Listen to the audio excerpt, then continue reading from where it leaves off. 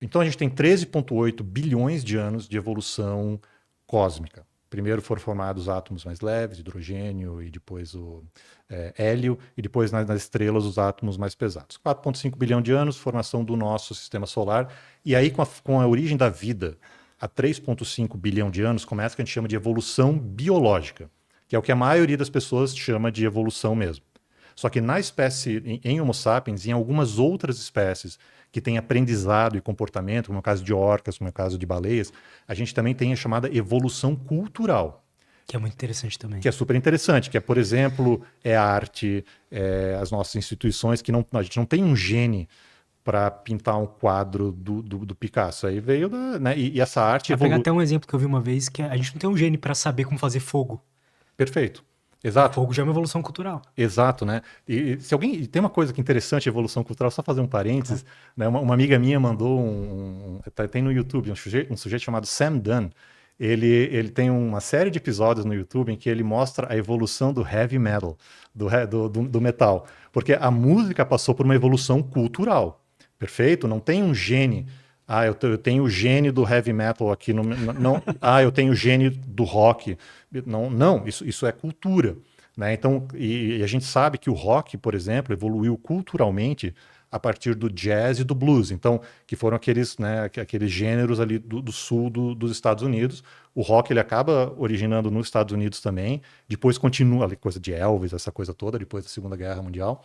Aí é uma galera na Inglaterra, pega o fio da meada, que são os Rolling Stones e alguns outros, e aí no caso do heavy metal vai ter uma banda chamada Black Sabbath, que é basicamente a que começa, não é que começa, mas é uma das primeiras que começa. Ele conta essa história toda. Black Sabbath é Nossa. o do Ozzy Osbourne, Sim. né? E do Tony Iommi. E como é que é o nome do baterista? Acho que é Bill Ward, se eu não me engano. E ele mesmo dá um depoimento nesse episódio no YouTube, mostrando como o blues foi importante para o Black Sabbath. Então, isso é evolução cultural, ou seja, é a mudança, né, por exemplo, da música nos últimos 100 anos, 50 anos, e essa evolução. E depois, uma vez que o heavy metal tá criado, ele ainda evoluiu em vários subgêneros de metal, que tem umas dezenas, na verdade. E é muito legal. Então, assim, a galera que tiver interesse, né, olha lá no YouTube. Legal, cara. Eu Né, vou ver esse vídeo então, depois. isso a gente chama de evolução cultural. As instituições nossas também são, e assim por diante. Mas vamos lá primeiro com a evolução biológica. Então, a evolução biológica foi o que o Darwin conseguiu explicar muito bem.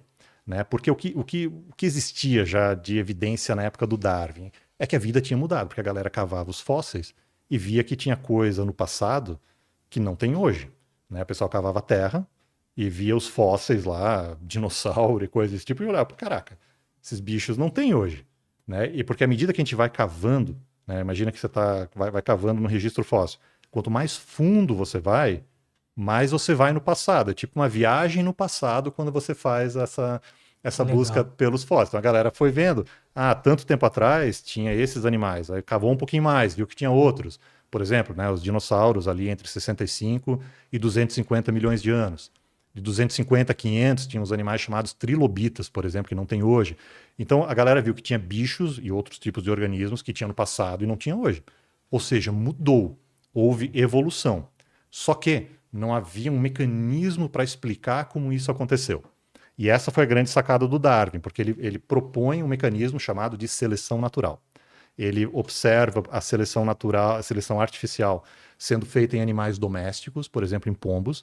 Então a galera pega um pombo lá, vai selecionar uma característica daquele pombo, e aí separa. E então ele viu isso, porque ele vivia lá no interior da Inglaterra e conseguia ver esse tipo de coisa acontecendo. Cachorro, a mesma coisa. Raça de cachorro. Perfeito, exatamente. Os cachorros, por exemplo, são todos descendentes dos lobos, né? E todas essas raças foram selecionadas por o que a gente chama de seleção artificial. Artificial quer dizer que é feita por seres humanos, né? Pela nossa espécie. Mas a mesma coisa com cavalo, a mesma coisa com outros organismos. E ele foi na natureza, lá nas Galápagos, e pegou os tentilhões, que é uma ave, e um grupo de aves, e viu que cada ilha tinha um tentilhão diferente, adaptado por um tipo de comida, né? Então os bicos dos tentilhões variavam em tamanho e forma, e viu que isso poderia ser por conta de diferentes tipos de alimento. E aí o que ele sacou?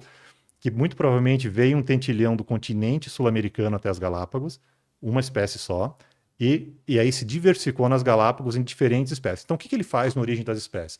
Ele pega todas essas evidências e junta num livro chamado A Origem das Espécies para mostrar, né, a plausibilidade da nossa chamada seleção natural. Um outro cara chamado Alfred Russel Wallace teve exatamente a mesma ideia, tá? No mesmo, um pouquinho depois do Darwin. Só que o que aconteceu? O Darwin ele já tinha tido a ideia 20 anos antes, só que ele não publicou, porque isso ia mexer com questão de crença, porque Imagina, cara. Não, Se o Darwin nessa situação. não, porque a questão é a seguinte: qual era a outra hipótese? É que as espécies eram imutáveis, ou seja, a espécie não poderia mudar. Então, e o que ele mostra é que não, que existe evolução, as espécies mudam com o tempo. E isso muda todo um pensamento. O século XIX, né, você tem o episódio do Nietzsche, que é muito legal, que ele fala, Deus está morto. O que acontece no século XIX é uma revolução científica, em que, de novo, uma série de explicações sobrenaturais vão sendo explicadas pela razão. E essa do Darwin talvez seja a mais importante, uma das mais importantes do século XIX, do Darwin e do Wallace. A diferença do Darwin e do Wallace é que o Darwin, além de propor esse mecanismo da seleção natural, ele ainda escreve esse livro, né, que é um livro quase popular. Assim, se você lê A Origem das Espécies, o primeiro capítulo ele vai explicar como é que é a seleção artificial. Então ele mostra como é que os pombos são selecionados, os cachorros, assim por diante. Então, assim, é um argumento muito bem feito, né? E grosso modo, né, o que é essa seleção natural? É o seguinte, numa espécie, a gente tem diferenças entre os indivíduos. Por exemplo, você tem uma determinada altura, eu tenho outra, você tem uma determinada cor de olho, eu tenho outra, teu colega ali, desculpa, qual é o teu nome, meu querido? Oi? Du, tem outro. Então, assim, e isso ao acaso, sem uma direção. A evolução não tem direção, porque a gente não sabe o que vai acontecer amanhã. Pode ser que a gente tenha, por exemplo, uma fase aí de seca com poucos recursos, em que indivíduos menores de uma determinada espécie têm uma vantagem, porque eles precisam de menos energia. Então, aqueles maiores vão deixar menos descendentes e a gente tem uma tendência a diminuir o tamanho. Pode ser que seja o contrário. Pode ser que a gente tenha bastante energia e tenha, por exemplo, competição por fêmeas, né, que faz com que os machos fiquem cada vez maiores. Então, sem muita direção, o que a seleção faz, ela seleciona, entre as, né, o que é selecionado numa população, e isso vem da onde? Isso vem das diferenças em que existem entre os indivíduos numa população. A população humana é ótima, né, para a gente ver isso, porque todo mundo é diferente um do outro. Mas entre as bactérias também, entre os vírus, por exemplo, a gente tinha o coronavírus. Então você tinha um coronavírus ancestral, que foi o primeiro que começou aquela infecção. Através de mutações, a gente teve a evolução. Isso foi muito interessante, porque a gente viu isso acontecer em tempo real. A gente teve a evolução de outros que tinham maior patogenicidade. Então, eles começaram a deixar mais descendentes do que aquele original. Então, o vírus foi mudando, que eram aquelas linhagens ou cepas, né? Então, a gente viu a evolução acontecendo. Então, você vai ter variabilidade numa determinada espécie ou numa determinada população, e vai ter alguns organismos que vão sendo selecionados. E esses Porque eles sobrevivem melhor. Exato. Né? Exato. Sobrevivem melhor e deixam mais descendentes para as próximas gerações. Então, é descendência com modificação. Basicamente, é isso que acontece na evolução biológica. E esse é o mecanismo que o Darwin sacou e que é altamente... Só que ele não sabia a base genética disso, né? E a base genética só vai ser descoberta... Na verdade, tem um cara chamado Mendel que descobriu isso na época do Darwin, só que ninguém sabia do trabalho do Mendel, e só descobriram o trabalho do Mendel no começo do século XX, final do século XIX, depois que o Darwin já estava morto. E aí que aquela coisa dos alelos, azão, azinho, aquela coisa que a galera aprende na escola, que mostrou o mecanismo que isso acontece no nível da célula, chegando no DNA. Aí mostrou que o DNA, um pouquinho mais para frente, que o DNA de fato é um material genético, isso até a metade do século passado, e aí fechou toda essa explicação da teoria da evolução. Então, porque o que faltava era, mas como é que cria as variações, né? Exato, exatamente. O que causa essa variabilidade? Por que o teu olho é castanho, por que o meu é azul? A gente tem uma boa ideia disso, a gente tem os genes mapeados que tem uma boa evidência, né, do que faz com que tenha essa diferença, só que o Darwin não sabia. Né? Ele morreu sem saber a base genética da variabilidade. Ele até teve umas teorias dele lá que se mostraram incorretas, né?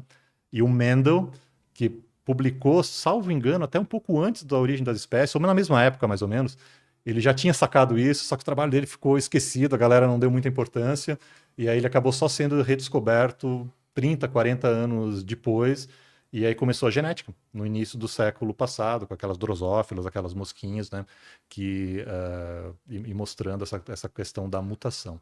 Então isso é evolução biológica. E isso explica, inclusive, a evolução da nossa espécie, né? Então a gente é produto dessa evolução biológica. Vou te dar um exemplo. A gente estava falando de ciência, né? A gente é muito curioso, como sapiens. A gente é curioso quando bebê, só que a gente é curioso também como adulto. Eu sou um ser humano adulto, você é um ser humano adulto, né? E a gente continua curioso. É por que você tem esse podcast, né? Você falou para mim, porque você quer conhecimento, você é um cara curioso, você quer saber mais, eu também. Então a gente mantém essa curiosidade. Isso é um processo evolutivo chamado de neotenia, que em Homo sapiens que quer dizer o seguinte, quer dizer que a gente leva para a fase adulta características juvenis dos nossos ancestrais. Nós, seres humanos adultos, ou seja, produzindo espermatozoide nos homens, produzindo óvulos nas mulheres, né? Isso quer dizer que a gente é adulto, mas a gente ainda mantém algumas características que são juvenis dos nossos ancestrais. Um exemplo, pouco pelo no corpo, a gente não tem muito pelo no corpo, né? A nossa maxila, a mandíbula, ela não é muito projetada, né? Ela é mais reta, que isso é uma característica juvenil também dos nossos ancestrais, né? A gente tem essa face um pouquinho mais reta também, a gente tem a postura um pouquinho mais ereta também é uma característica mais juvenil, e uma delas é a curiosidade. Então, uma das hipóteses do porquê a gente mantém a curiosidade na fase adulta em Homo sapiens é dessa questão da neotenia, porque a maioria dos animais, eles, quando adultos, não mantêm muita curiosidade. Eles são curiosos quando são bebês. Sério? E aí, quando eles são adultos, eles vão caçar, vão fazer coisas desse tipo. Então, essa é uma hipótese, tá? Mas é uma hipótese, assim, bem interessante. Então, a evolução explica muito disso, né? E eu já nem lembro qual era a tua ideia inicial ali, mas acho que era mais ou menos explicar isso, Sim, né? sim. Isso realmente é o que a gente chama da teoria. Então, é uma mudança e é uma descendência com modificação, sendo que o principal mecanismo é a chamada seleção natural. Tem alguns outros mecanismos? Tem um que chama deriva gênica, por exemplo, mas o principal mesmo é a chamada seleção natural do nosso Charles Darwin, que até depois eu mostro Pode mostrar. Posso um bonequinho Ó, dele? pega aí. Quem que fez mesmo? Essa aqui chama Vanessa Xadec, que é uma amiga minha lá de Floripa, ela faz esses amigurumis, e aí a gente tem aqui, esse aqui é o Darwin, ó. Põe aqui perto do teu rosto. Aqui é o Darwin. Aí, tá perfeito. Eu sempre trago ele junto aí, porque Maneiro. eu já imaginei que você fosse falar de evolução. Opa, aqui tá ele, tá o Darwin. Fofinho. Não, e ele é meio gótico. O Darwin gostava de uma roupa preta, você ouve. Que nem eu, então. Eu também. Só uso Roupa preta, tem um chapéu preto aqui também, né? Então aqui tá o nosso Charles Darwin, o amigo dele, o Fritz Miller, tá lá depois, a gente pode falar um pouquinho dele também. Mas aí o que eu acho massa, assim, nessa questão de evolução é a questão da evolução cultural também. Porque a gente às vezes tem umas dúvidas, né? A gente estava até comentando ali antes aquela questão de monogamia e não monogamia, que é muito jogado na esfera da cultura, mas que tem uma pegada biológica também. Então essa é uma coisa que está um pouquinho assim em debate, às vezes fica uma dúvida, e às vezes a gente não sabe mesmo, tá? Se um determinado comportamento ele é totalmente cultural, ele é totalmente biológico, ou se ele tem um componente biológico, ou seja, genético, e tem um componente cultural também. Então, às vezes dá umas confusões assim que eu vejo com galera aí falando nas mídias sociais, e às vezes eu me pego assim, pô, será que é isso mesmo? Né? Cara,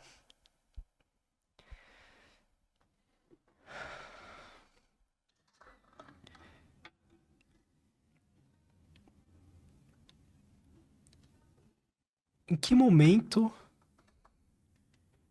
Por que a gente é tão diferente, assim? Ou realmente a gente é diferente mesmo? Ou é só uma impressão que a gente, como ser humano, tem de nós mesmos? Mas, assim, quando que, a partir dos primatas e tudo mais, a gente começa a surgir? Não, a gente não foi a única espécie, né, humana, de humanos, né? Perfeito. Tiveram outras espécies ali, mas o que definiu o ser humano? Qual que era a diferença? E isso é algo específico nosso? Muito bem, ótima pergunta. Ou tem os animais também? A gente é fruto da evolução biológica. E aí, então, só pra Claro, vamos dar lá. o ponto nisso, a gente veio... Todos os animais têm um ancestral em comum, então. Correto. Tá, é isso só. Todos os animais têm um ancestral em comum. que viveu há cerca de 600 milhões de anos. No ambiente marinho, um animal provavelmente parecido com as esponjas que a gente tem nos oceanos hoje. Não eram as esponjas que a gente tem hoje, porque as esponjas de hoje vivem hoje. Né? Um animal que vivia há 600 milhões de anos. Então, era mais parecido com as esponjas de hoje do que de outros animais. Há cerca de uns 450, de 400 milhões de anos, a gente vai ter a saída dos primeiros animais para o ambiente terrestre. Primeiros, as plantas saem da água há cerca de uns 475 milhões de anos, tá? E aí a gente vai ter a chamada produção primária por fotossíntese, não mais só na água, mas vai ter na terra também, né? O que para floresta e coisa desse tipo, né? Porque isso aí é o que é a base da cadeia, da teia alimentar, né? Então você tem que ter planta, você vai ter que ter um organismo que come essa planta, depois você vai ter um organismo que come o organismo que come a planta e assim por diante. Isso Né? é sensacional, cara. Até nos chamados topo de cadeia. Pensa no leão. O leão não vai comer planta, mas ele vai comer o antílope que comeu a planta. E a planta come o sol. Perfeito. Exato. A planta utiliza a energia química, a energia dos fótons, né, do Sol. E de onde é que vem os fótons? Vem da gravidade. Porque, né, o que é uma estrela? Estrela é um objeto que tem uma massa tão grande, né, que por gravidade acaba fazendo a fusão nuclear. Né, que o Júpiter, por exemplo, não é tão grande o suficiente para ser uma estrela, mas se fosse um pouquinho maior, talvez a gente tivesse um sistema duplo de estrelas. Então, a gente vem da gravidade, aí forma a luz chega aqui no nosso planeta, vai lá nas folhas das plantas, certo? Os fótons, e também das algas que estão nos oceanos, ocorre a fotossíntese, que é justamente a formação ou a produção de compostos orgânicos da vida a partir da energia luminosa. Então, muito bem, voltando à evolução dos animais. 475 milhões de anos a gente começa a ter planta no ambiente terrestre. Os animais invadem o ambiente terrestre um pouco depois, tá? Entre 450 e 400. Vem os cordados é a nossa linhagem, tá? Não é Homo sapiens ainda, vão ser os anfíbios, tá? Então é salamandra, rã, esses bichos aí, tá? Peixes com pernas. É mais ou menos isso, é boa, é mais ou menos isso, tá? É mais como se fossem peixes com pernas, perfeito, né? E vão começar a se aventurar no ambiente terrestre. Outros grupos de animais também, os artrópodes, que é o grupo dos insetos, das aranhas, também começam a sair da água. Né? Por exemplo, os insetos, que a gente chama de hexápoda, eles descendem dos crustáceos. Eles tecnicamente são um ramo de crustáceos. Caramba! Que invadiu o ambiente terrestre e se diversificou. Hoje a maior parte dos animais são insetos, tá? E começou lá nos 400 e poucos milhões de anos, milhões de anos também. Então essa coisa já vem há um bom tempo acontecendo. Então depois, vamos pegar a nossa linhagem agora dos cordados, né? A gente vai ter os peixes com pernas, vamos botar dessa maneira assim, né? A gente vai ter essa coisa dos anfíbios, e depois a gente vai ter a evolução de um grupo que a gente chama de amniota, que divide em dois ramos. Um deles é mamífero, certo? E o outro ramo é o que a gente chama de répteis, de maneira genérica, que inclui tartaruga, lagarto, inclui os dinossauros e as aves, que são dinossauros, tá? As aves são dinossauros que tem até hoje, tá? São um grupo de dinossauros que não foi extinto na grande extinção de 65 milhões de anos. Isso está muito bem mapeado, está muito bem compreendido. Agora falando um pouquinho de evolução do sistema nervoso, que não é a minha especialidade. Nos amniota, né, de novo, a gente vai ter o ramo dos mamíferos e vai ter um ramo chamado de répteis, né? Então a gente já começa a ter ali um tipo de sistema nervoso que fica até hoje, que algumas pessoas ainda é usado, mas a gente não usa mais essa coisa do cérebro reptiliano. Eu tenho até medo de falar esse nome, porque não é mais usado. Mas até o próprio Robert Sapolsky, ele quando vai falar de evolução do sistema... De forma didática. Ele ainda divide, né, nesse cérebro mais basal, digamos assim, no sistema límbico e no córtex e no neocórtex. Então isso aí já vem lá de trás, essa coisa, tá?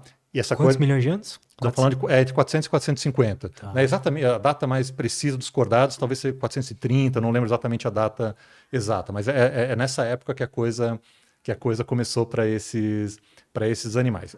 De 250 até 65 milhões de anos, a gente tem um período chamado, que é o período onde a gente vai ter mamíferos, mas vai ter a dominância dos chamados dinossauros, perfeito?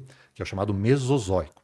Então essa galera domina, os mamíferos ficam meio quietinhos, né? Eles no começo até são os animais um pouco grandes, mas com o tempo eles vão ficando, vão sendo selecionados menores, porque os dinossauros, cara, gigantes, né? Eles realmente tomaram conta do planeta e dominaram o planeta por um bom tempo no ambiente terrestre. E aí, há 65 milhões de anos, Então o que ficou ali foi, sei lá, ratinhos, morcegos, coisas assim. ficaram animais, vamos botar assim, semelhantes Semelhantes, ao que a gente teria hoje como talvez ratos, mamíferos pequenos, Tá. mais escondidos, assim, principalmente no final desse período. E aí, né, a razão pela qual nós estamos hoje aqui, Lutz, Beto, Du, Matheus, estamos aqui batendo esse papo, é porque caiu um asteroide, um cometa, mas provavelmente foi um asteroide, há 66 milhões de anos, 65 e alguma coisa, ali na região de Yucatán. E aí o que aconteceu? Lembra que a gente estava falando que a seleção natural ela não tem muito uma direção? Na hora que cai o asteroide, o que acontece é que a Terra fica coberta por uma poeira, né? E isso faz com que não tenha tanta luz do Sol atingindo a Terra. O que acontece por consequência? A gente vai ter menos planta, que é a base da teia trófica, base da cadeia trófica. Então, os animais maiores, dinossauros, eles não vão ter energia suficiente para sobreviver. Eles não vão morrer do dia para a noite, tá? Eles ainda vão durar um tempo. Mas com os poucos. Não é igual o pessoal pensa, caiu o meteoro, Não foi no mesmo dia. matou Assim. todo mundo. Teve até um estudo que saiu um tempo atrás, mostrou o tema, mas levou uns tempinhos, levou uns anos assim para essa coisa. Anos. Para acontecer. Mas assim, no tempo geológico é como se fosse um instante, sabe? Sim. E aí, olha só a beleza, né, da seleção natural. Aí quem menor se dá bem, quem não precisa de tanta energia se dá bem. E aí esse pequeno grupo marginalizado ali, né, que são os mamíferos, naquela época, de 65 milhões de anos para frente, se dão super bem. Os dinossauros menorzinhos, que são as aves, também vão se dar super bem dali para frente. E dali começa os mamíferos surgem bem lá para trás, tá? Mas eles realmente começam uma diversificação grande da maneira que a gente conhece hoje nos últimos 65 milhões de anos. Dentre os mamíferos, a gente vai ter o grupo dos primatas, que é um dos grupos dos mamíferos. Só tem uma série de grupos de mamíferos. Eu, por acaso, não sou especialista em evolução de mamífero, mas é uma história super interessante. A gente tem 3 linhagens de mamíferos que, do ambiente terrestre, voltaram para o ambiente marinho, que é o caso das baleias, que é o caso das É isso que eu ia perguntar, isso aí, eles voltaram, cara. Voltaram para a água, falaram, não chega, não quero mais ficar na terra, eu quero voltar agora para o mar. E são 3 vezes, aconteceu nos peixes-bois, né, nos manatis, nas focas e elefantes marinhos, e essa galera, e nas baleias. Foram 3 retornos independentes dentro dos mamíferos para o ambiente aquático, sabe? E os maiores animais que existem são esses caras, são as baleias. Né? Até, recentemente acharam um fóssil de um que talvez seja maior, mas por enquanto a baleia azul é o maior animal que já existiu na face da Terra. Talvez tenha sido desbancado aí por um que acharam aí recentemente, mas está vivendo hoje, quase matou, quase acabou com elas, mas estão vivendo hoje esses animais. E aí, Lutz, o que a gente tem é que de uma dessas linhagens, né, de mamíferos, que são os primatas, a gente vai ter a evolução da nossa espécie. Como é a nossa espécie, obviamente, isso tem um interesse bastante grande. Então, muita gente estudou esse negócio. E a gente tem um conhecimento relativamente, não vou dizer completo, porque nunca é completo, mas a gente tem um entendimento bastante bom de como foi a evolução humana. Para sintetizar, né, uma dúvida que tinha ali até a década de 80, talvez até 90. Quem é o nosso parente mais próximo, gorila ou chimpanzé? Como é que se resolveu isso, sequenciando o DNA? Se comparou sequenciar de Homo sapiens, que é a nossa espécie, com o chimpanzé e o bonobo, que é uma espécie parecida ali de chimpanzé também. Do gorila, pegaram também o orangotango e pegaram o gibão. Isso aqui são os nossos parentes mais próximos e traçaram a árvore filogenética, a árvore da vida desse pequeno grupo. E o mais próximo de nós é o chimpanzé. Tá? O chimpanzé e o bonobo, né, são 2 grupinhos ali, que são o nosso grupo irmão. E pela taxa de substituição de DNA e pela calibração dos fósseis, a gente tem uma estimativa bastante boa que essa divergência, esse ancestral comum de chimpanzés e humanos divergiu há cerca de 6 milhões de anos. Tá? Então, há cerca de 6 milhões de anos, havia um ancestral comum que deu origem as duas espécies de chimpanzés, que é o bonobo e o chimpanzé, Tá. e a Homo sapiens também. Tá. Agora sim, ó, você falou que tinha várias espécies de humano. Nesse ramo que vem para Homo sapiens, né, de evolução de 6 milhões de anos, o único que sobrou aqui vivo é a gente, é o Homo sapiens mesmo. Só que a gente sabe pelo registro fóssil que tiveram outras espécies. Homo erectus, Homo neanderthalensis e assim por diante, tá? E a gente conviveu com essas espécies, essas outras espécies humanas, Cara, tá? imagina que loucura. Sim, isso até 40, 50 mil anos tinha Homo neanderthalensis, até 100 mil anos, se eu não me engano, tinha Homo erectus ainda. É muito cedo, né? Próximo, né? Em comparação com tudo, né? E mais do Pô, que 100 isso, mil anos é pouco? e mais do que isso, a nossa espécie, Homo sapiens, ela hibridizou com o Homo neanderthalensis. Em média, né, se você tem uma ascendência europeia, que é também o meu caso, a gente tem em torno de 2 a 4%, salvo engano, de DNA Neandertal na gente. É DNA Neandertal mesmo, porque teve o Neandertal e Homo sapiens realmente transaram, né, hibridizaram há um tempo atrás. Só que a gente extinguiu provavelmente nós, né, Homo sapiens, extinguimos os Homo neanderthalenses. Mas aí, assim, como é que a gente sabe esse negócio, né? No caso do Neandertal, a gente consegue DNA do Neandertal. Então, isso é uma coisa interessante, né? Então, a gente até sabe, mais ou menos, em alguns casos, se foi um macho de sapiens com uma fêmea de Neandertal, que a coisa aconteceu. Isso é uma coisa recente. O genoma do Neandertal, acho que é de 2010, se eu não me engano, que ele foi Olha que legal, cara. publicado. Agora, por as espécies mais antigas, a gente não consegue DNA. E aí é ir lá no registro fóssil mesmo. E aí o que se descobriu, né? O que se descobriu nessa caminhada de 6 milhões de anos é que a gente tinha uns gêneros mais antigos, chamado de Australopithecus, né? E que basicamente, né, vamos dizer assim, o que nos torna humanos, que foi a tua pergunta, né? O que aconteceu nessa evolução? Muita gente acha que a primeira coisa foi o desenvolvimento do nosso cérebro incrível. Não foi. A primeira coisa que o registro fóssil mostra é a bipedia. A primeira coisa que a gente fez foi ficar de pé. Tá? Então, na nossa linha. Claro, o chimpanzé e o gorila, eles ficam temporariamente bípedes também. Só que eles nunca ficam o tempo todo andando em duas pernas. Tá? Eles geralmente põem os membros anteriores no chão também. Mas a gente não. A gente não fica com a mão no chão. A gente está sempre com os dois pés no chão e as mãos ficam livres. Então, o que aconteceu na linhagem de Homo sapiens, a primeira coisa é a evolução da bipedia. Então, a gente ficou em pé, mãos livres. Com as mãos livres agora, não é mais um membro anterior para você ficar andando. Agora você pode pegar comida, você pode pegar coisa. Então, isso possivelmente tem uma relação com a evolução também com a evolução do nosso cérebro. Embora, primeiro que eu não sou especialista em evolução de cérebro, tá? Vou ser bem honesto contigo.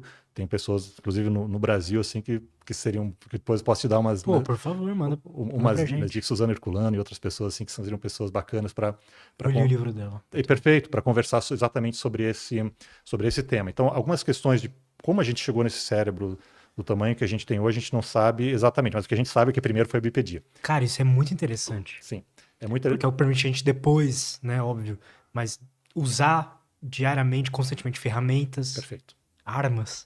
Perfeito. Não, e aí começa.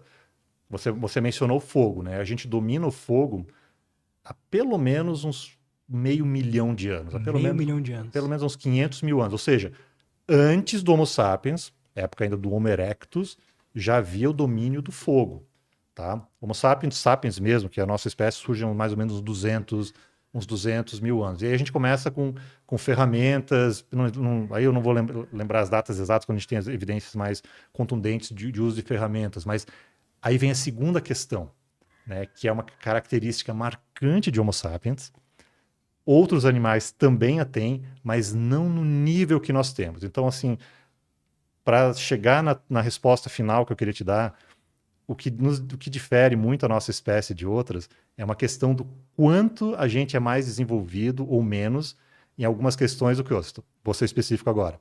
Por exemplo, o nosso córtex, nosso neocórtex, por exemplo, né? Ele é incrivelmente mais desenvolvido, inclusive, do que qualquer outro primata. Né? A gente tem um volume cerebral absolutamente incrível. E há cerca de 70 mil anos, provavelmente, a gente passou por uma revolução cognitiva. E aí vem uma outra característica. Quantos mil anos? Desculpa. Há uns 70 mil, mais ou menos. 70 mil, tá. E aí vem a outra característica nossa, que é a linguagem. Isso é... Ó, gente, o que nós estamos fazendo aqui? Como é que a gente está conseguindo comunicar essa informação? Porque a gente fala, cara. Porque a gente está falando aqui. Só que outros animais também comunicam, né? Perfeito. Mas eles não têm uma linguagem que permite eles desenvolverem tão bem ideias, né? Perfeito. E no nosso caso, é tão interessante que tem um cara chamado Noam Chomsky que estudou esse negócio e um cara chamado Steve Pinker que escreveu um livro chamado The Language Instinct, o instinto da linguagem. Porque a linguagem, Lutz, chega a ser um instinto. Ninguém nasce sabendo português, tá? Ninguém nasce sabendo falar francês perfeitamente. Isso vem da evolução cultural. A gente culturalmente vai aprender português do nosso pai, da nossa mãe e assim por diante. Mas o instinto de balbuciar, a gente já tem uma certa gramática inata na gente. Parece louco, parece coisa de Platão, né?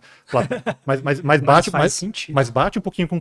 Mas Platão achava assim, que tudo a gente já sabia. Hoje a gente sabe o seguinte, muita coisa, obviamente, a gente aprende na nossa vida. Certo? É por isso, inclusive, que o nosso córtex pré-frontal ele vai continuar se desenvolvendo na nossa adolescência até os 20 anos, justamente como uma adaptação para esse aprendizado. Mas a gente já nasce com alguns conhecimentos, digamos assim, que a gente pode talvez chamar de instinto inato. A gente já tem um instinto inato para a linguagem. Qual vai ser essa linguagem? Se vai ser francês, se vai ser português, vai depender do contexto onde você está vivendo. Isso é uma das coisas mais interessantes que existe, porque assim, muita gente acha que os humanos eles não têm mais instintos, porque a gente é tão racional que agora é só razão. Nada, cara. A gente tem mais instintos, na verdade, do que os demais animais. A gente tem os mesmos instintos que os outros animais têm. Instinto é aquela coisa do sistema nervoso mais basal, primitivo que eu te falei logo nisso. Ou seja, é lutar, é correr, aquela coisa que, cara, vem um problema, você tem que responder ali na hora. É meio instintivo, você não fica parando para pensar para fazer isso. E a linguagem, né, pelo menos na hipótese do Steve Pinker e de outros, ela seria, né, ou pelo menos a capacidade da linguagem, ela é instintiva também. Da mesma maneira que para uma aranha, ela não precisa aprender a fazer a teia. Ela já nasce sabendo fazer a teia. Sabe? Ela vai lá e faz a teia. Para ela não é cultural aquilo, né? Perfeito, não é cultural. O passarinho, ninguém ensina o passarinho a fazer o ninho. Ele vai lá e faz o ninho. A abelha, ela faz a colmeia da abelha dela ali. Ninguém ensinou ela. Isso já está isso é genético, isso é biológico. Isso é muito louco. É muito louco. É muito louco, mas isso é uma das coisas mais legais assim que existem. Então, e por isso que eu estou dizendo, a gente, de novo, a gente não nasce sabendo falar português. Mas a evidência, né, do language instinct do Steve Pinker é que já existe uma gramática, já existe uma propensão para realmente o aprendizado da linguagem, que ela é biológica já na nossa espécie. E por isso, né, é uma das razões pelas quais a gente tem justamente essa incrível habilidade cognitiva que é fundamental para uma espécie que vive em grupo. E é isso que nos difere também da vasta maioria dos outros animais. Tem outros animais que também trabalham em grupo, certo? Mas a gente consegue trabalhar em grupo de uma maneira tão incrível, né? E isso é uma das principais diferenças realmente que tem a nossa espécie. É uma coisa que eu já falei anteriormente. Um Homo sapiens sozinho na savana, cara, vai ser comido no dia seguinte pelo leão. Então, porque tem gente que fala, não, então a gente... Então alguém falaria... Na verdade, eu tinha pensado nisso antes. Não seria um egoísmo falar que a gente é especial. Só que logo depois eu já pensei, mas se me colocar no meio da savana, eu sou comida só. Porque eu não sei fazer nada. Se você, Lutz, for colocado sozinho no meio da savana, você Exato. é comido. Agora, vai comigo. Vai com o Du. Põe mais 10 pessoas, é a gente que vai matar o leão. Entendeu? Não é o leão que vai matar a gente. Então, assim, o que realmente... Nossa, isso é muito legal. O que realmente marca a evolução humana é a nossa capacidade de trabalhar em grupo, né? Não no individual, em grupo, no coletivo. E o que permite que a gente trabalhe coletivamente? A linguagem, né? A gente poder se comunicar de maneira efetiva, muito melhor do que qualquer outro animal. Baleia se comunica, golfinho se comunica, orca se comunica também, tá? Mas não assim com essa fineza, digamos assim, que a gente consegue. E aí também tem uma hipótese que boa parte também do nosso cérebro é para a gente identificar, porque quando a gente convive em grupo, a gente também tem que identificar, pô, aquela pessoa ali, eu posso confiar naquela pessoa? Será que aquela ali eu posso ou não posso? Então, esse tipo de coisa também depende, você precisa fazer queimar um pouquinho de fosfato para isso, e você às vezes confiar numa pessoa ou não confiar numa pessoa vai fazer toda a diferença na tua vida, quem você escolhe como exemplo, como parceiro, como para a tua vida. Uma boa escolha pode ser uma vida maravilhosa, uma má escolha pode ser uma vida horrível. Então, né, o nosso cérebro também, né, pelo menos em parte, para fazer esse tipo de reconhecimento. A gente com certeza é mais empático, né? Sendo empático, a capacidade de entender o que o outro tá sentindo, ou pelo menos ter uma breve noção de quem o outro é, né? Perfeito. Talvez os animais não tenham isso tão desenvolvido assim, né? Isso, o que a gente tem aí, isso é relativamente estudado também. Para trabalhar em grupo, a gente não pode ser agressivo demais. Claro que a gente tem agressividade em Homo sapiens, tá? Dá uma chance aí, a gente vira um animal como qualquer outro animal, tá? Mas mesmo assim é muito menor do que em outras espécies. Então, existem algumas evidências de uma certa diminuição ao longo do tempo de níveis de testosterona na evolução humana. Estamos falando em milhares de anos, tá? Porque alguns fósseis de Homo sapiens mais antigos tinham, por exemplo, né, os arcos supraorbitais, que é uma parte que a gente tem aqui nos nossos ossos, um pouquinho mais pronunciadas, indicando que talvez tivesse um pouco mais de testosterona.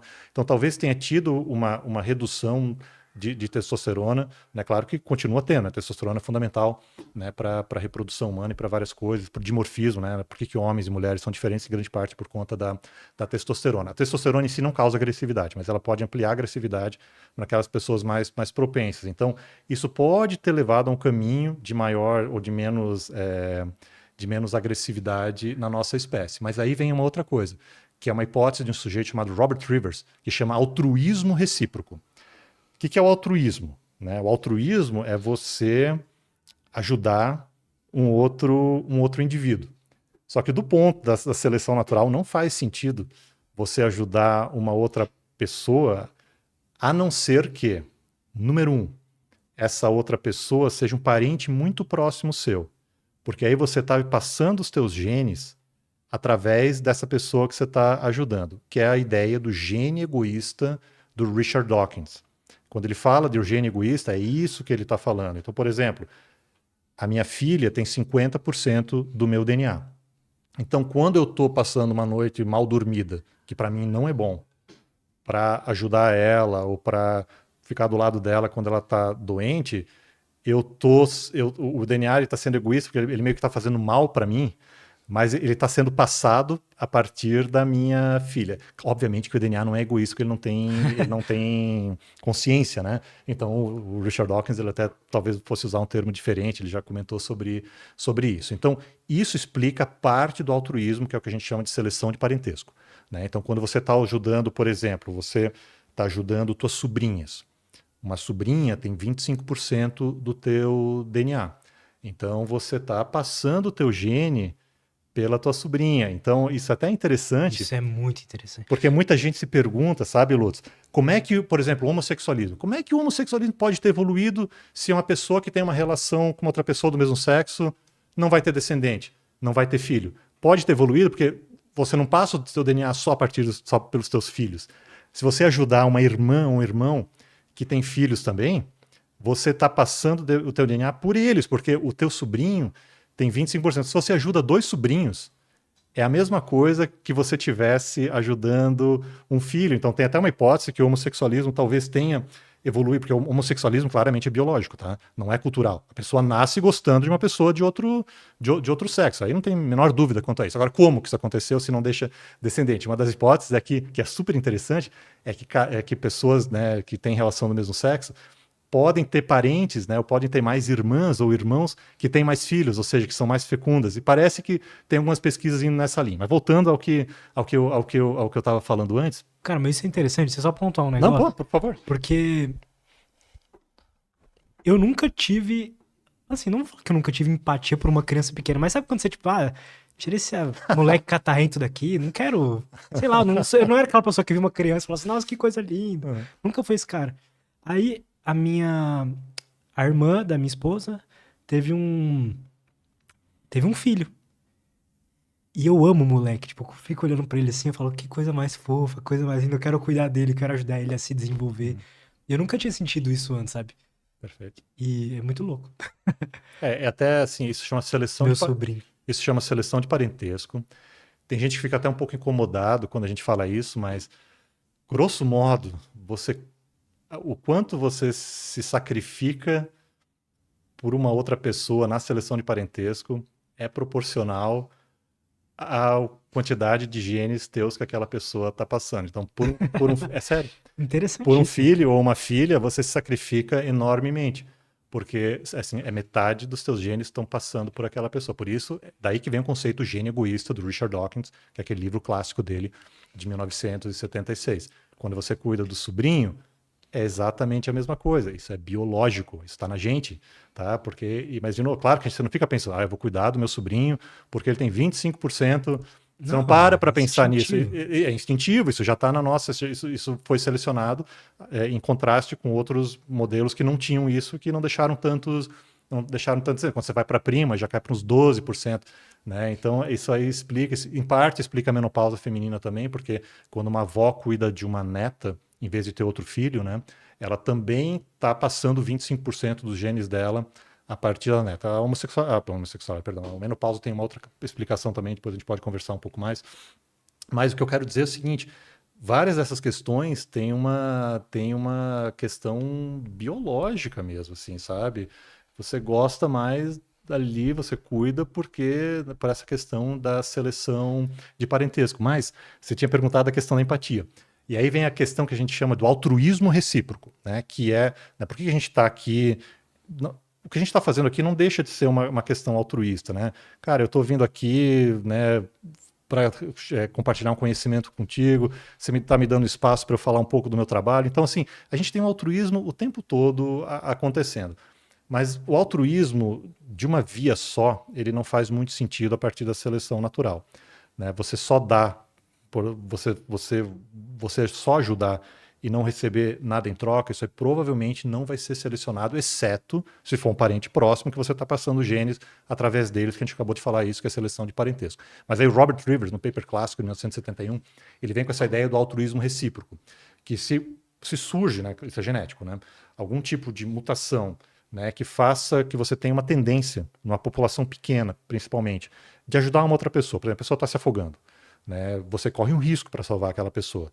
Né? Mas se você vai lá, você salva essa pessoa, e se essa característica tem mais indivíduos dessa população pequena, é muito possível que quando se você estiver nessa posição daqui a 10 anos, daqui a 5 anos, alguém te salve também. Então, ambos acabam tendo uma chance maior de sobrevivência, né, nessa questão do altruísmo recíproco.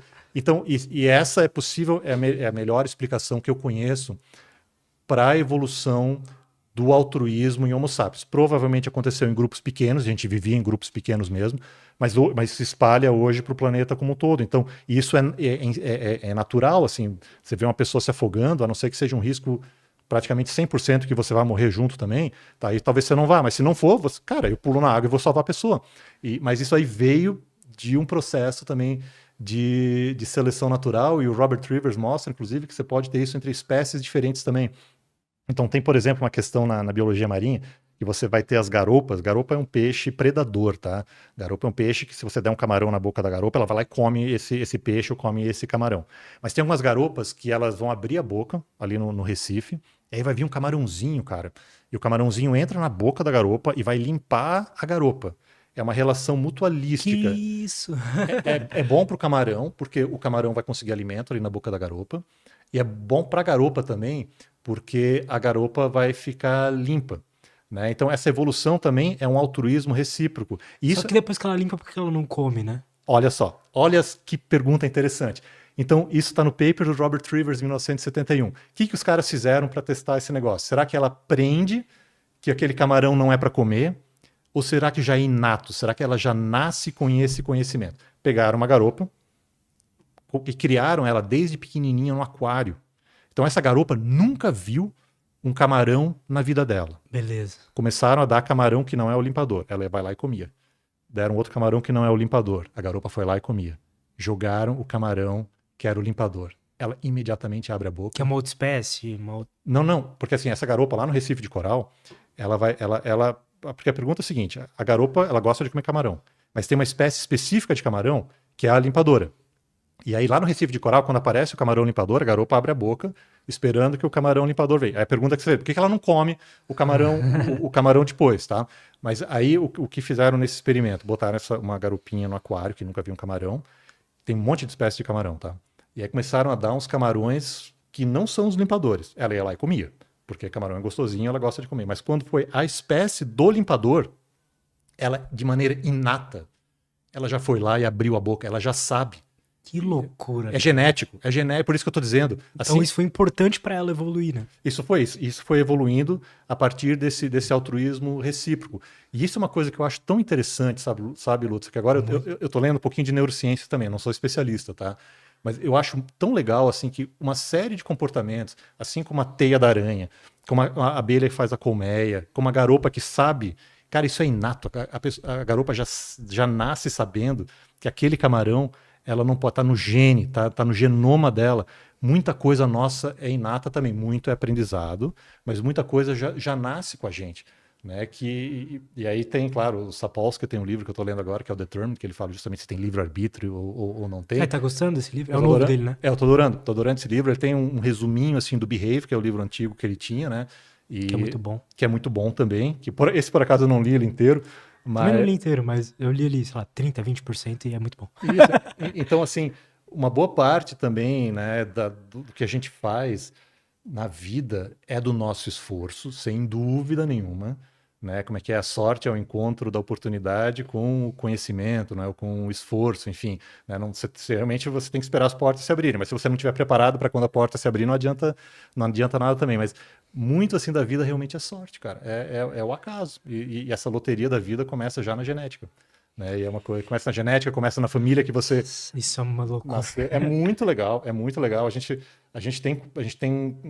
acha que tem controle, a gente talvez não tenha tanto controle da vida como a gente acha, não. Um assunto que me fascina, assim, que eu gosto de viajar, assim, até porque eu nunca encontrei uma resposta pra isso, provavelmente nem tem.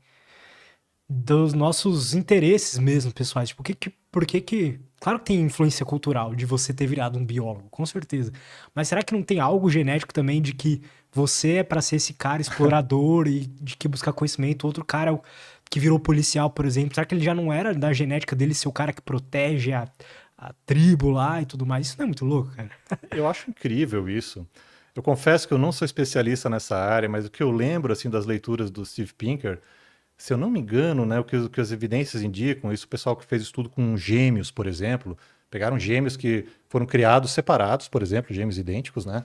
E aí quando viram os gêmeos, cara, os caras estavam usando roupa parecida, tinham comportamentos extremamente semelhantes. Se eu não me engano, né, as evidências ali das leituras do Steve Pinker é que 50% da nossa personalidade, se eu não me engano, é genético, tá? É mais ou menos metade genético mesmo, aí a outra metade não é. A outra metade vai vir em parte das nossas relações sociais, né? E aí é legal porque é uma tecla que o Robert Sapolsky mostra muito bem em Determined, como a criação dos nossos pais, a nossa adolescência influencia na nossa vida futura. Então essa outra metade é fundamental mesmo. É uma coisa, né, a leitura que eu faço é uma coisa meio a meio. Claro, acho que você talvez tenha que conversar com o Wesley, com alguém que sabe um pouco mais dessa parte para ter assim, as últimas nisso. Mas aí os outros 50% é das nossas interações sociais e, digamos assim, e uns 10% da questão de pai e mãe, né, de como essa coisa foi. Então é um mix das duas coisas. É uma loteria genética, que você não tem menor controle, mas essa outra metade, em parte, é uma loteria, porque você não escolhe a família que vai comer. Exato. Você não escolhe o país. Exato, perfeito. Então você tem tudo isso. Tem um livro de um cara chamado Malcolm Gladwell, que ele é Success, o livro. Parece até um livro de autoajuda, mas ao contrário. Ele vai pegar uns casos de sucesso, de pessoas de sucesso. Por exemplo, ele vai pegar o Bill Gates, ele pega os... Como é que é o da Apple? Jobs, né? Steve Jobs. Steve Jobs, perfeito. E ele pega umas coisas tão interessantes que ele foi ver as datas de nascimento desses caras. Se eu não me engano, tanto Bill Gates quanto Steve Jobs nasceram em 1955. Meio coincidência isso aí, né? Ele foi ver outros caras que se deram bem na indústria da informática. Os caras nasceram mais ou menos nesses mesmos anos. Então, o que acontece? De novo, esses caras estavam preparados. Então, a sorte é a confluência de você estar preparado, é a oportunidade e você ter a preparação. Então, obviamente, esses caras estavam preparados para a revolução que vinha e foram eles os indutores disso. Mas eles também nasceram na hora certa para isso. E ele pega mais alguns casos. Ele pega grandes bilionários americanos do século XIX. Rockefeller, a galera do petróleo, a galera lá. todos esses bilionários nasceram num período ali de 5 a 10 anos, ou seja, a gente não, isso você não tem controle. Se o Rockefeller tivesse nascido talvez 50 anos depois, ele não seria o Rockefeller. Se o Bill Gates tivesse nascido 50 anos depois, ele não seria o Bill Gates. E ele pega um outro caso que é o mais incrível de todos, que é a questão de jogadores de hóquei. E acho que pega jogador de futebol também. Porque, e aí foram ver, né, com os melhores jogadores de hóquei e melhores jogadores de futebol. Isso, acho que, se eu não me engano, no Canadá, que foi essa pesquisa. E o que eles viram é o seguinte, era a galera que nascia mais no começo do ano. Porque o que acontece, né? Se você pega, vamos supor que você tem que ter 12 anos para entrar no time de hóquei. Beleza, você vai ter a galera que acabou de fazer 12 anos, e você vai ter a galera que já tem 12 anos e 11 meses. Que já passou pela puberdade. Essa galera já está um ano mais velha. E se que nessa época faz muita diferença. Exato. E aí você junta, aí se você não leva isso em conta, e ele mostra claramente no dado, assim, pelo mês de nascimento, você pode prever se aquela pessoa vai entrar no time ou não. Então a galera dos primeiros meses entrou tudo.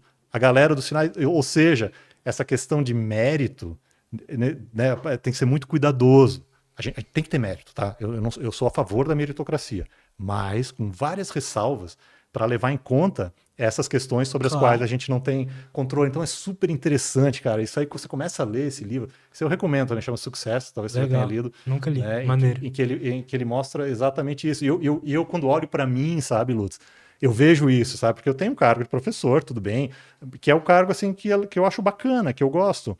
E eu fico pensando, cara, mas se não fosse 2008, 2009, que quando eu entrei, né, que a gente teve uma ampliação enorme das universidades públicas no Brasil, né, se eu tivesse hoje, cara, isso é muito mais difícil. E eu olho para mim, eu tenho consciência e eu admito isso. Eu me esforcei na minha vida, sabe? Eu realmente estudo, gosto, e porque eu gosto, né? Não é porque, para mim, estudo é um prazer, para mim, estudo não é um negócio assim que me traz. Para mim também. Mas eu tenho consciência que eu também, onde eu tô, numa posição que eu acho legal na universidade, parte é sorte. É sorte de eu estar com o doutorado pronto no momento em que o Brasil teve a maior ampliação das universidades públicas na sua história. Se fosse 10 anos antes, ou se fosse 10 anos depois, talvez eu não estivesse aqui batendo papo contigo. Talvez tivesse até melhor, não sei. Ou tivesse em outro lugar, a gente não sabe, né? E essa imprevisibilidade da vida eu acho muito massa, cara. A gente está filosofando aqui hoje. Então, assim... Essa é a graça também, eu né? também acho. Acho que é isso que torna a vida tão interessante. Imagina se fosse tudo previsível, né, cara? Imagina você saber o seu futuro. Eu não quero saber o meu futuro. Também não? Eu quero saber o meu futuro. Cara, então. Que loucura, né? Não, eu também tenho essa mesma impressão. Eu também me esforcei muito, estudo muito... Trabalho muito, mas eu só tô aqui hoje com esse trabalho, que eu falei pra você que eu não fiz faculdade, não tenho formação, nada do tipo, porque meu pai não fez faculdade, falou que não tinha problema eu não fazer também, porque eu tive acesso a um computador lá atrás, quando ninguém tinha, tive acesso à internet, já tive acesso a bons conteúdos na internet, não foi só TikTok, coisa assim. Certo. E aí isso tudo foi sorte, eu não escolhi isso. Perfeito, mas você estava preparado. Quando a oportunidade veio, exato, você estava pronto. Então, o que eu acho que é o segredo? Para a pessoa não ficar, putz, caraca, eu estou numa época... Não, as oportunidades surgem o tempo todo. Então, assim, o que a gente tem controle, Lutz? O que a gente tem controle é a nossa formação, é o nosso conhecimento. Então, a pessoa gosta de uma área, busque o conhecimento. Esteja pronto. Vão abrir portas. As portas vão abrir. Tem épocas que abrem mais portas, tem épocas que abrem menos portas. A gente não tem controle, mas assim, se você não estiver preparado e a porta abrir e você não estiver preparado, aí você perdeu mesmo, entendeu? Então a gente não controla as portas que vão se abrir, ou pelo menos parte delas, tá? Mas a gente tem que fazer o mínimo, que é estar preparado para esses momentos. Eu fiz um post sobre isso, eu escrevi um texto sobre isso. Esqueci o título, era tipo, não busque sucesso ou algo assim, não busque sucesso, busque inteligência, justamente com esse insight final, que é assim, cara, a gente não controla nada que tá acontecendo à nossa volta, mas a gente pode controlar o quão bom a gente é no que a gente faz, quanto a gente estuda, enfim, é isso que a gente tem o controle, né? E aí, quando as coisas aparecerem, a gente tá preparado naquele momento pra fazer acontecer e tudo mais, né? Eu acho que sim. O que eu vejo, Lutz, são duas lições. Uma delas que a gente tem que investir na gente, sem a menor dúvida, no nosso conhecimento, na nossa formação. Mas o que aumenta a chance de portas se abrirem? É a gente pensar coletivamente como sociedade também. Né? Por exemplo, vamos supor que você queira ser cientista. Nada adianta você viver num país que não investe em ciência. E essa decisão coletiva a gente pode fazer pelo voto, por várias outras maneiras. Então, assim, a gente tem que ir atrás do autoconhecimento. Autoconhecimento acho que não é a palavra correta, mas tem que ir atrás de olhar para a gente, de investir em nós, mas a gente nunca pode esquecer do coletivo, porque se a gente também Isso é verdade. não luta por um mundo que abra oportunidades para a gente, cara, aí é besteira. Que não adianta nada você ser, sei lá, o melhor cirurgião do mundo se você vive num país que não valoriza nada, não é o caso do Brasil, mas estou dando um exemplo hipotético, assim, que nada valoriza a ciência, né, ou esse tipo de conhecimento. Então, acho que essa é uma lição que fica. E a segunda lição, que é uma coisa legal, que está no teu episódio do YouTube ali do Nietzsche, que é a gente curtir o processo também. Porque, beleza, a gente tem que buscar o conhecimento, a nossa formação. Mas aí é aquela coisa, né? Ouve o teu coração. Né? A gente já tinha falado sobre isso. Você gosta de arte? Vai lá e faz arte. Vai e faz... E curte o processo. Não pensa só no que vai ser daqui a 5 anos, no que vai ser daqui a 10 anos, porque, de novo, a gente não tem tanto controle sobre isso. Então, essa coisa do curtir o processo é uma coisa super legal, é uma coisa que a gente não para pensar o tempo todo. Mas é o segredo, cara, isso aí. É o segredo, o Nietzsche falou isso. E aí, uma coisa que eu fiquei lendo na pandemia, assim, não sei se posso devagar aqui. Claro, mas... óbvio, pode, por favor, cara. Eu li o Mito de Sísifo, Legal. do Albert Camus, né? Que é aquela história, né, do Sísifo, ele vai carregando a pedra lá, né? Acho que ele fala um segredo lá dos deuses, e aí a punição dele é passar o resto da vida dele carregando uma pedra até o alto de uma montanha, só que quando ele chega lá em cima, a pedra volta, né? E aí ele volta e só. Então, digamos assim, A maldição. a maldição dele é fazer isso para a eternidade, esse negócio. Aí o Albert Camus faz a análise dele e com uma visão extremamente pessimista dessa coisa, porque ele olha o Sísifo fazendo esse negócio e pensa, caraca, a nossa vida é a mesma coisa.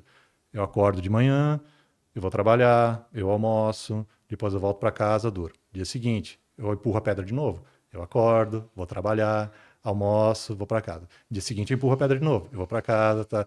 Né? Ele faz uma analogia, né? Você fica num prédio vendo o trânsito, né? Você vai no dia seguinte, você vê o mesmo padrão. No dia seguinte, você vê o mesmo padrão. O pessoal vai e volta. E ele tem uma análise assim bem deprimente, vamos dizer, dessa coisa, e chega à conclusão que a vida não tem sentido, né?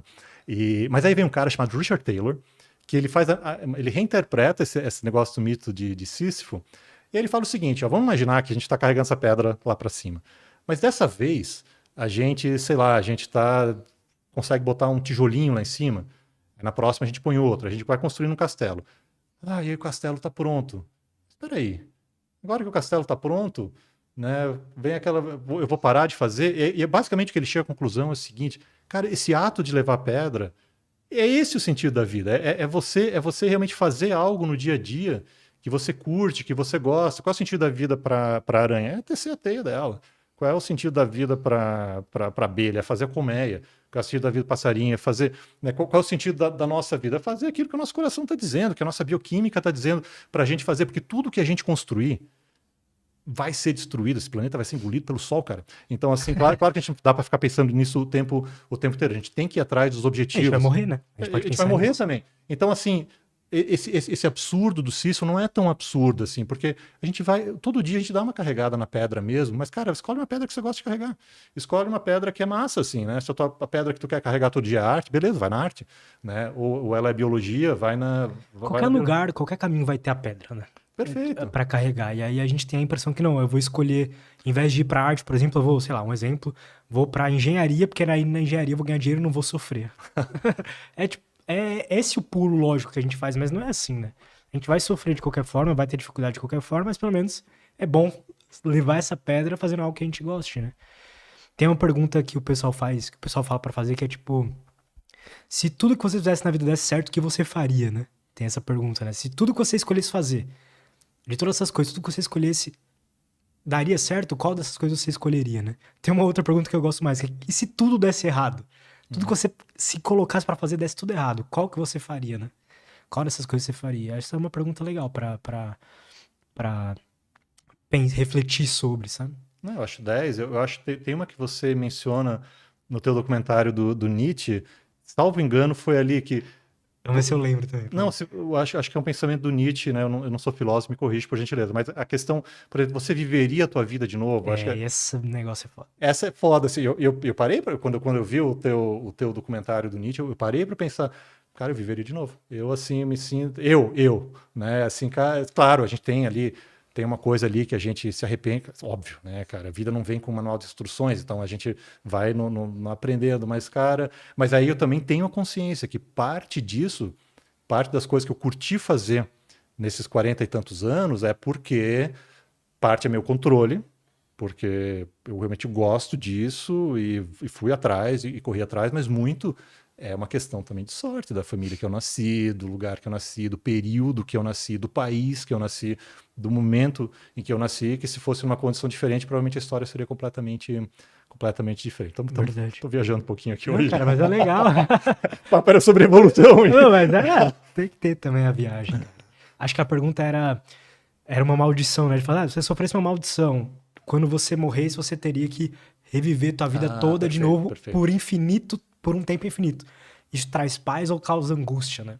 Isso é muito louco, cara, de pensar também. Sim. Se você chegou até aqui, escreva O Mito de Sísifo e considere se inscrever no Café com Darwin, um canal que aborda o tema ciência e evolução. Seja muito bem-vindo, seja muito bem-vinda, muito obrigado pela sua audiência e até o próximo vídeo. Menos ignorância, mais evolução.